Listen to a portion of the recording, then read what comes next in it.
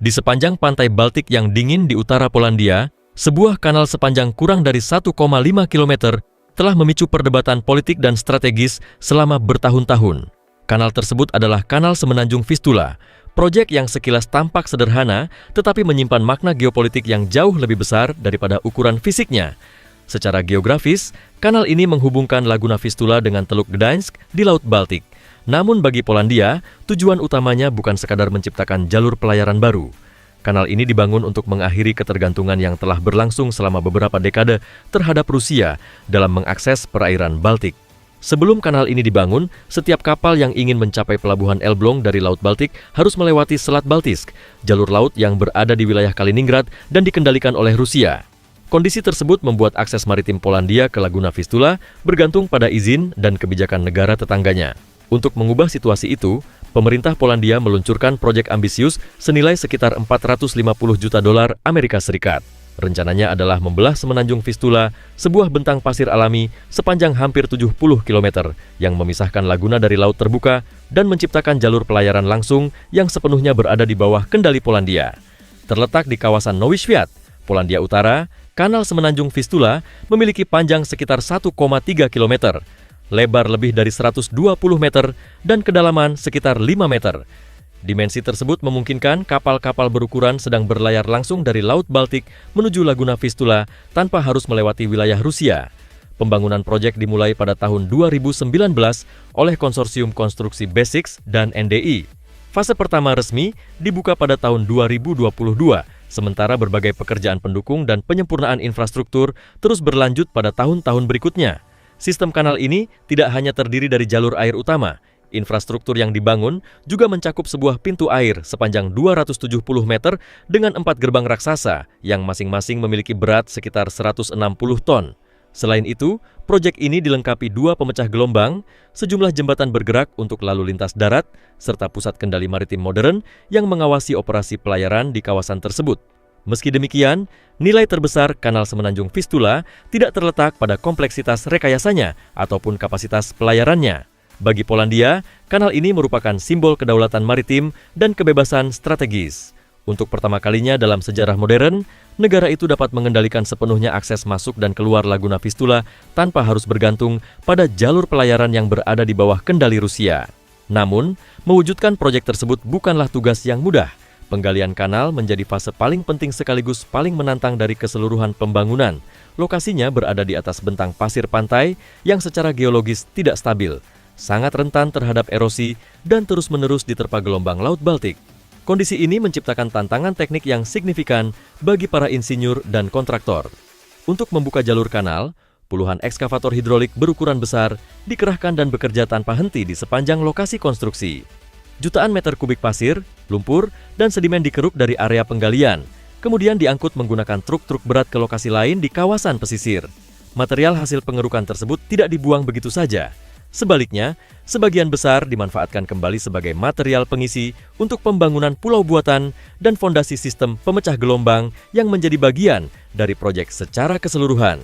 Pada saat yang sama, para insinyur harus menerapkan berbagai langkah perlindungan pantai guna mencegah abrasi dan menjaga stabilitas lokasi konstruksi. Ratusan tiang baja ditanam jauh ke dalam lapisan pasir di kedua sisi jalur kanal.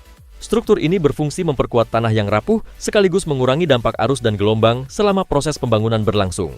Di atas peta, Kanal Semenanjung Vistula mungkin hanya terlihat sebagai garis pendek yang membelah sepotong daratan sempit. Namun dalam konteks geopolitik Eropa modern, kanal ini mewakili sesuatu yang jauh lebih besar. Upaya sebuah negara untuk memastikan bahwa aksesnya ke laut tidak lagi bergantung pada keputusan negara lain. Setelah tahap penggalian utama selesai, perhatian para insinyur beralih pada tantangan berikutnya, memastikan bahwa kanal yang baru dibentuk dapat bertahan selama puluhan tahun di lingkungan pesisir yang dinamis dan terus berubah. Untuk mencapai tujuan tersebut, stabilisasi tanah menjadi salah satu tahapan rekayasa paling krusial dalam keseluruhan proyek. Metode pemadatan getaran dalam atau fibrocompaction diterapkan secara luas guna meningkatkan kepadatan lapisan tanah berpasir dan menjamin stabilitas jangka panjang seluruh struktur kanal. Setelah material tanah dan batuan yang tidak stabil disingkirkan, lereng kanal diperkuat menggunakan jaring geoteknik khusus. Permukaan lereng Kemudian ditutupi lapisan tanah dan material pelindung yang dirancang untuk mengurangi risiko erosi akibat angin, hujan, maupun pergerakan air. Proses penggalian dan stabilisasi ini berlangsung selama berbulan-bulan dan menjadikan lokasi tersebut sebagai salah satu proyek konstruksi pesisir paling kompleks yang pernah dilakukan di Polandia. Seiring terbentuknya jalur kanal secara bertahap, fokus pembangunan beralih ke sistem pemecah gelombang yang akan melindungi pintu masuk kanal dari kondisi keras Laut Baltik. Struktur pemecah gelombang ini dirancang sebagai garis pertahanan utama terhadap ombak, arus, dan badai laut. Tanpa perlindungan tersebut, pintu masuk kanal akan rentan terhadap sedimentasi dan kerusakan akibat gelombang yang terus-menerus menghantam pantai. Konstruksi dimulai dengan pembentukan inti pemecah gelombang menggunakan pasir dan material urukan yang didaur ulang dari hasil penggalian kanal sebelumnya. Ribuan ton material terus diangkut menuju area pintu masuk laut untuk membentuk fondasi awal struktur tersebut. Setelah inti pemecah gelombang terbentuk, para pekerja menancapkan sejumlah besar tiang baja jauh ke dalam lapisan pasir pantai. Tiang-tiang ini digunakan untuk menentukan secara presisi bentuk dan keselarasan keseluruhan sistem pemecah gelombang. Selain itu, struktur baja tersebut juga berfungsi sebagai kerangka penguat sementara yang membantu menahan tekanan gelombang dan arus kuat selama tahap konstruksi berlangsung. Tahap berikutnya adalah pemasangan elemen beton dan struktur penguatan di sepanjang garis tiang baja. Komponen-komponen ini berfungsi mengunci bentuk pemecah gelombang sekaligus meningkatkan kapasitas daya dukungnya. Kombinasi antara kerangka baja dan penguatan beton memungkinkan struktur mempertahankan stabilitas jangka panjang meskipun terus-menerus menerima tekanan dari gelombang Laut Baltik. Pekerjaan kemudian dilanjutkan dengan pengerukan dan stabilisasi fondasi bawah air di sekitar pintu masuk kanal. Langkah ini bertujuan menciptakan dasar yang kokoh untuk menopang seluruh sistem pemecah gelombang. Setelah fondasi selesai dipersiapkan, blok-blok beton berukuran besar dipasang pada sisi luar struktur. Komponen ini dirancang secara khusus dengan rongga dan celah internal yang memungkinkan energi gelombang terpecah dan berkurang sebelum mencapai badan utama pemecah gelombang. Dengan cara tersebut, tekanan langsung dari arus dan ombak dapat diminimalkan, sehingga meningkatkan ketahanan dan umur operasional seluruh sistem. Pada saat yang sama, material pasir hasil pengerukan terus dimanfaatkan untuk membentuk sebuah pulau buatan di dekat pintu masuk kanal. Pada tahap awal, pulau tersebut hanya berupa gundukan pasir berbentuk melingkar dengan lebar sekitar 5 km yang muncul di tengah perairan terbuka. Namun, seiring berjalannya waktu, pulau itu terus diperluas melalui penambahan lapisan tanah, batuan, dan berbagai material hasil konstruksi lainnya. Transformasi tersebut secara bertahap mengubahnya menjadi habitat ekologis baru yang menyediakan tempat bersarang dan berlindung bagi berbagai spesies burung pantai di kawasan Baltik. Ketika penggalian kanal dan pembangunan sistem pemecah gelombang sebagian besar telah selesai, proyek memasuki fase yang paling penting, pembangunan sistem pintu air. Untuk menciptakan area kerja yang kering, para pekerja terlebih dahulu membangun dinding penahan berlapis ganda yang terbuat dari baja dan beton. Dua lapisan dinding ini dipasang secara paralel mengelilingi lokasi pintu air yang akan dibangun. Di antara kedua lapisan tersebut, sistem penguatan tambahan dipasang menggunakan rangkaian penyangga jangkar diagonal berbahan baja berat.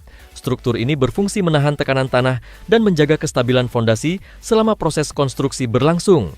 Pada kedua ujung ruang pintu air, dipasang gerbang baja raksasa dengan berat mencapai ratusan ton. Gerbang-gerbang ini dioperasikan oleh sistem hidrolik canggih yang memungkinkan ruang pintu air ditutup sepenuhnya ketika diperlukan. Saat kapal melintas, sistem tersebut dapat mengatur ketinggian permukaan air di dalam ruang pintu air dengan presisi tinggi sehingga proses transit berlangsung aman dan efisien. Di dalam struktur, jaringan pipa pengatur air tanah dan katup otomatis bekerja secara terus-menerus untuk menjaga aliran air tetap stabil tanpa menciptakan turbulensi yang dapat mengganggu navigasi kapal. Seluruh operasi dikendalikan melalui jaringan sensor modern yang terhubung langsung ke pusat kendali elektronik, memungkinkan setiap komponen sistem dipantau dan dioperasikan secara real-time. Dengan kombinasi rekayasa sipil, teknologi hidrolik, dan sistem kontrol modern, pintu air ini menjadi jantung operasional. Kanal Semenanjung Vistula, elemen yang memastikan jalur pelayaran baru Polandia dapat berfungsi secara aman, efisien, dan sepenuhnya independen selama bertahun-tahun mendatang. Berkat penerapan teknologi rekayasa modern, sistem pintu air Kanal Semenanjung Vistula mampu beroperasi dengan tingkat presisi yang sangat tinggi. Struktur ini dirancang untuk menghadapi perbedaan ketinggian air yang signifikan, perubahan kondisi hidrologi, serta iklim Laut Baltik yang terkenal keras dan tidak menentu. Karena peran vitalnya dalam mengatur lalu lintas kapal dan menjaga stabilitas sistem hidraulik, Pintu air tersebut menjadi pusat rekayasa sekaligus jantung operasional dari seluruh kanal. Seiring berjalannya waktu, berbagai komponen yang sebelumnya berdiri sebagai proyek konstruksi terpisah, mulai terhubung menjadi satu sistem transportasi yang sepenuhnya terintegrasi. Bersamaan dengan penyelesaian saluran navigasi utama dan stabilisasi struktur kanal, pembangunan jaringan jalan di sekitarnya juga diselesaikan secara paralel. Salah satu elemen paling menarik dari sistem ini adalah keberadaan dua jembatan ayun yang membentang melintasi kanal. Masing-masing jembatan dirancang untuk dapat berputar hingga 90 derajat pada poros pusatnya. Ketika sebuah kapal bersiap memasuki atau meninggalkan kanal, sistem kendali otomatis segera diaktifkan. Secara berurutan, kedua jembatan berputar ke samping, membuka ruang navigasi yang cukup lebar sehingga kapal dapat melintas dengan aman. Setelah kapal melewati area tersebut, jembatan kembali ke posisi semula dan lalu lintas kendaraan dapat beroperasi normal tanpa gangguan yang berkepanjangan. Mengingat Semenanjung Vistula memiliki bentang daratan yang relatif sempit, penggunaan jembatan ayun dianggap sebagai solusi teknik yang sangat efisien. Sistem ini memungkinkan ruang yang tersedia dimanfaatkan secara optimal, sekaligus meminimalkan gangguan terhadap konektivitas transportasi darat di kedua sisi kanal. Melalui perpaduan antara infrastruktur maritim, sistem mekanis otomatis, dan jaringan transportasi yang saling terhubung, Kanal Semenanjung Vistula secara bertahap bertransformasi dari salah satu lokasi konstruksi pesisir paling kompleks di Polandia menjadi kompleks transportasi modern yang mampu beroperasi secara andal dalam jangka panjang di lingkungan Baltik yang menantang. Namun, arti penting kanal ini jauh melampaui fungsi transportasinya. Bagi Polandia, Kanal Semenanjung Vistula merupakan proyek dengan nilai strategis yang sangat besar, mencakup aspek kedaulatan nasional, keamanan, serta posisi geopolitik negara di kawasan Laut Baltik. Manfaat strategis yang paling nyata adalah kemampuan Polandia untuk memperoleh kembali kendali penuh atas akses menuju dan dari Laguna Vistula. Sebelum kanal ini dibangun, jalur pelayaran menuju kawasan tersebut bergantung pada Selat Baltisk yang berada di bawah kendali Rusia. Dengan adanya jalur baru yang sepenuhnya berada di wilayah Polandia, ketergantungan tersebut praktis dihilangkan. Bagi pemerintah Polandia, pencapaian ini bukan hanya persoalan ekonomi atau transportasi. Kanal tersebut juga menjadi simbol kemerdekaan maritim dan otonomi strategis negara dalam mengelola akses ke wilayah perairannya sendiri. Dari perspektif keamanan dan pertahanan, kanal ini menghadirkan keuntungan tambahan yang signifikan.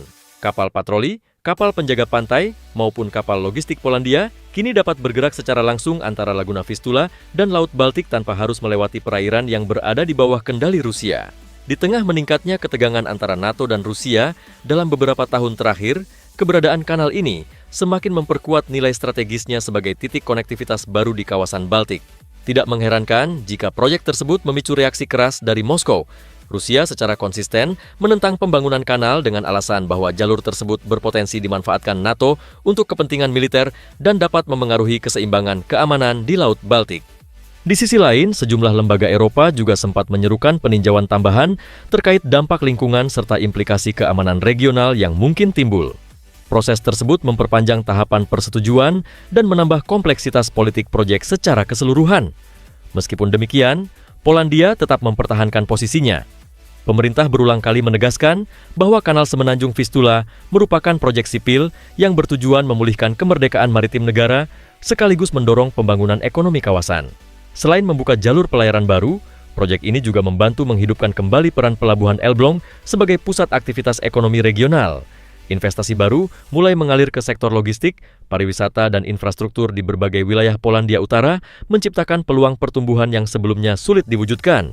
Pada saat yang sama, kanal ini menjadi representasi nyata dari strategi jangka panjang Polandia untuk memperkuat posisi maritimnya, mengurangi ketergantungan geopolitik, dan meningkatkan kemandirian nasional melalui investasi pada teknologi serta infrastruktur strategis. Jika dibandingkan dengan kanal-kanal besar dunia seperti Terusan Panama atau Terusan Suez, Kanal Semenanjung Vistula memang jauh lebih kecil dan tidak melayani volume lalu lintas kapal yang sama. Namun, keunikan kanal ini tidak terletak pada ukurannya. Nilai sebenarnya terletak pada makna strategis yang diwakilinya.